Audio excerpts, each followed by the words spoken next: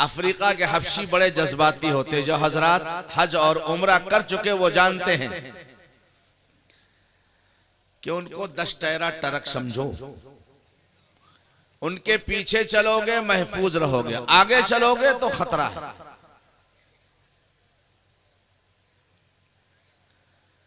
कारी साहब जब एयरपोर्ट से उतरे तो वह हबशी हजरात कारी साहब को उनकी कयामगाह तक ले जाने के लिए खुली जीप लाए थे, ताकि लोग कारी साहब के चेहरे की जियारत कर लें और कारी साहब को देख लें। हर एक में शौक, दुनिया का मशहूर कारी आ रहा है। कारी साहब जीप में बैठे तो जीप तो रोड पे थी ना, ज्यादा से ज्यादा 400-500 लोगों ने देखा, लाखों का मजमा जो इस्तकबाल के लिए आया था। तकरीबन एयरपोर्ट से 15-20 किलोमीटर की दूरी पर शहर में हजरत की कयामगाह थी, वहां तक जीप में जाना था। जब मजमे में शोर मचा कि कारी साहब का चेहरा नजर नहीं आ रहा, मोहम्मदाबाद, खैराबाद, इब्राहिमपुर, मुबारकपुर, वलीदपुर, भीरा, सरैया, नवादा के दोस्तों, मैं आपको बताना चाहता हूं, अल्लाह तबारक व तआला आपकी उम्रों में बरकत नसीब फरमाए। ये हमारे जो तलबाए अजीज टोपी लगाए बैठे हैं, अल्लाह ताला इनको कुरान का फन मुकम्मल तौर पर अता फरमाए। कारी साहब के देखने के लिए जब शोर बचा मजमे में, कारी साहब का चेहरा नजर नहीं आ रहा है, तो उन जज्बाती हबशियों ने कारी साहब की जीप को अपने सर पे उठा लिया। तारीख का अजूबा बता रहा हूं, कारी साहब की जीप को सर पे उठा लिया। 1 मिनट 2 मिनट के लिए नहीं, वो जीप हजरत की कयामगाह तक, जो एयरपोर्ट हवाई अड्डे से शहर तक 15-20 किलोमीटर की दूरी पर था होटल जहां हजरत को कयाम कर रहा था, वो जीप सरों पर ही गई 15-20 किलोमीटर तक। सारे मजमे ना, जब जीप सर पे है तो कारी साहब का चेहरा सबको नजर आ रहा, नहीं नजर आ रहा, जो कतार अंदर कतार खड़े हुए लाखों की तादाद में। जब यह वाकया मैंने पढ़ा तो मेरे दिल ने कहा, फैयाज, ये इज्जत कारी साहब के खाल और बाल की नहीं थी। अल्लाह रब्बुल इज्जती वल जलाल ने हजरत कारी साहब को जो कुरान पढ़ने का बेहतरीन फन और अंदाज अता फरमाया था, उस कुरान की तासीर और उस कुरान का एजाज था कि कुरान की बुनियाद पर लोग कारी साहब की जीप को सर पर उठाकर लेकर गए। ये अजूबा दुनिया के किसी बादशाह के साथ आज तक नहीं पेश आया। बड़े बड़े फरमा रवा, बड़े बड़े हुक्मरान गुजरे जिनकी तूतियां बोल रही थी, मगर किसी ने उनकी सवारी को अपने सर पे उठा लिया। ये कुरान के हामिल का तारुफ था और उसका मकाम और मर्तबा था। मेरे मोहतरम बुजुर्गों, भाइयों, दोस्तों, इसलिए कुरान जब आप सुने और आपके दिल पर उसका असर हो तो आपके दिल से सुभान अल्लाह अल्हम्दुलिल्लाह की सदा निकलनी चाहिए। और ये इरादा कीजिए, कारी अब्दुल बासित साहब की अल्लाह से कोई रिश्तेदारी नहीं थी, कारी तैयब जमाल साहब की अल्लाह से कोई रिश्तेदारी नहीं है। अल्लाह का इनाम, उसका अतिया, इनकी मेहनत की अल्लाह तबारक व तआला ने इस इनाम से नवाजा कि कारी साहब माशाअल्लाह इस वक्त दुनिया के मिसाली कारियों में से। हम अपने बच्चों को इसी नियत के साथ, अरे मारो मियां दुनिया के ठेकरियों को, लात मारो, अल्लाह चाहेगा तो दुनिया के ठेकरे तो कदमों में आएंगे, इंशाअल्लाह कदमों में आएंगे। अभी नफीस भाई के यहाँ मैं खाना खा रहा था, अल्लाह उस नौजवान को उसके तमाम उमूर में खैर बरकत नसीब फरमाए। माशाअल्लाह बड़ी वसाअत के साथ उसने मखसूस लोगों के खाने का इंतजाम किया था।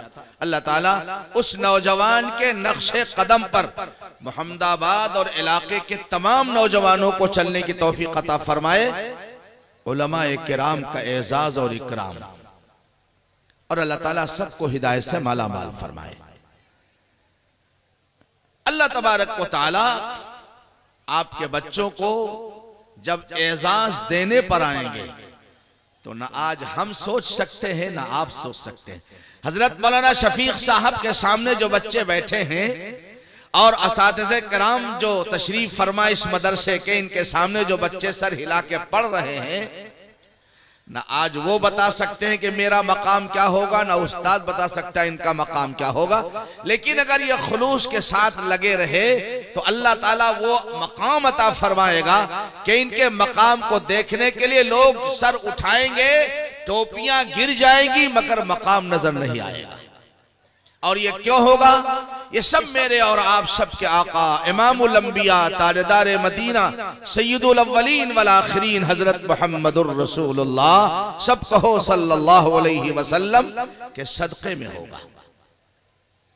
अल्लाह के नबी अलैहिस्सलातु वस्सलाम की सीरत मुबारका को जिन लोगों ने पढ़ा है वो जानते हैं।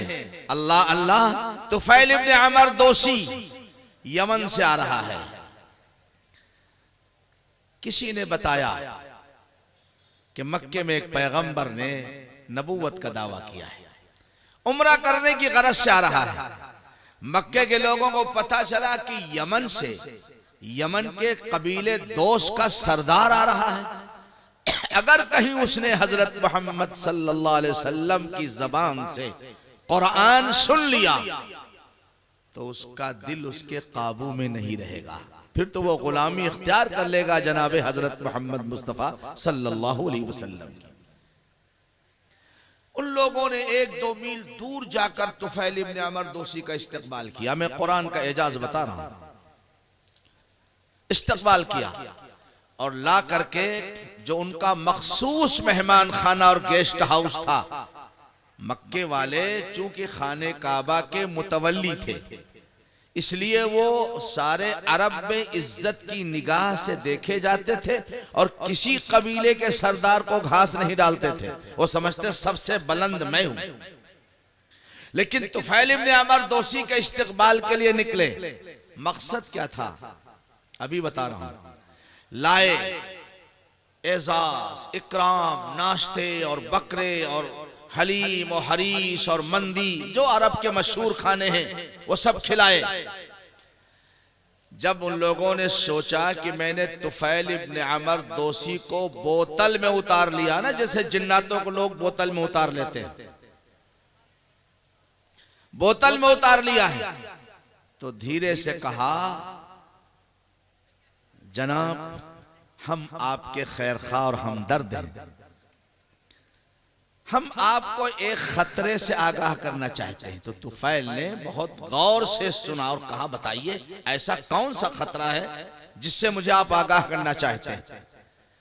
मक्के के सरदारों ने कहा कि हमारे शहर में माअज़ल्लाह खाकम बदहन हजरत मोहम्मद मुस्तफ़ा सल्लल्लाहु अलैहि वसल्लम के बारे में कहा एक शायर, एक मजनू, एक दीवाना नबी का दावा किया है। खबरदार आप उनके कलाम को मत सुनना, वरना उनके कलाम में ऐसा जादू है कि फिर आप अपने मजहब को छोड़ बैठे हुए। बीवी शौहर से, शौहर बीवी से, भाई भाई से, औलाद माँ बाप से जुदा हो जाती है। तो तुफैल इब्न अमर दोसी ने सोचा ये तो बड़े मेरे हमदर्द और खैर खाह मालूम होते हैं। जब बैतुल्लाह के तवाफ के लिए गए तो कानों में रुई ठूंस ली कि कहीं हजरत मोहम्मद सल्लल्लाहु अलैहि वसल्लम की आवाज हमारे कानों में न पड़ जाए और मैं कहीं साबी और बेदीन न बन जाऊं। तो तुफैल इब्न अमर दोसी एक दिन जल्दी जल्दी में कानों में रुई लगाना भूल गए। हमारे और आप सबके आका सय्यदुल अंबिया हजरत मोहम्मद मुस्तफ़ा सल्लल्लाहु अलैहि वसल्लम हरम के कोने में नमाज पढ़ रहे, कुरान की तिलावत जोर जोर से फरमा रहे। तो तुफैल इब्न अमर दोसी के कानों में कुरान की आवाज पड़ी, दिल खिंचने लगा, दिल खिंचने लगा। अल्लाह अकबर। मैं अगर इस मौजू बोलूंगा ना तो इसी मौजू पर सुबह तक बोलता रहूंगा। मुझे असल अगली बात कुछ अर्ज करनी, ये वाकया सुना के मैं अपना मौजू बदल रहा हूं। तो तुफैल इब्न अमर दोसी का दिल खिंचने लगा और उन्होंने करीब जाकर हुजूर पाक अलैहिस्सलातु वस्सलाम के कुरान को सुनना शुरू कर दिया। मक्के के लोग देख रहे हैं और ये दिल दिल में कह रहे हैं कि शिकार तो हाथ से निकलता हुआ मालूम होता है। मैंने बड़ी इसकी इज्जत इसलिए की थी कि मोहम्मद सल्लल्लाहु अलैहि वसल्लम के जाल में न फंसे, मगर ये फंसता हुआ नजर आ रहा। जबरदस्ती रोक नहीं सकते थे। यमन के बड़े कबीले का सरदार था और इनकी हर 6 महीने पर साल भर में एक मर्तबा यमन का तिजारती गरज से, व्यापार की गरज से इनका मक्के वालों का सफर होता था। अगर तुफैल इब्न अमर को कोई तकलीफ देते हैं तो फिर इनका रास्ता बंद हो जा रहा। अल्लाह के नबी ने नमाज मुकम्मल फरमाई, सलाम फेरा।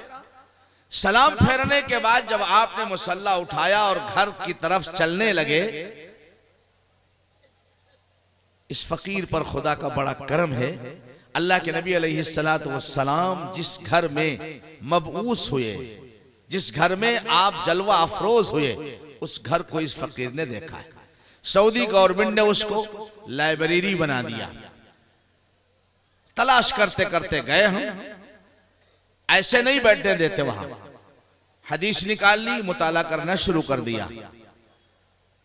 तफसीर निकाल ली, मुताला करना शुरू कर दिया। रात के 8 बजे से रात के 10 बजे तक अल्हम्दुलिल्लाह अल्लाह के नबी अलैहिस्सलातु वस्सलाम ने जिस दौलत कदे में 40 साल जिंदगी के गुजारे थे, बल्कि 53 साल, उसके अंदर 2 घंटे अल्लाह ने बैठने का मौका था फरमाया। मेरी रूह खुश हो रही थी। फैयाज तू कितना खुश नसीब है, तू तो इस काबिल नहीं था कि ये नबी के गुलाम जहां जूते उतारते वहां बैठने के काबिल नहीं था। अल्लाह ने करम फरमाया, अपने नबी के दौलत कदे में बैठने की तौफीक अता फरमा दी।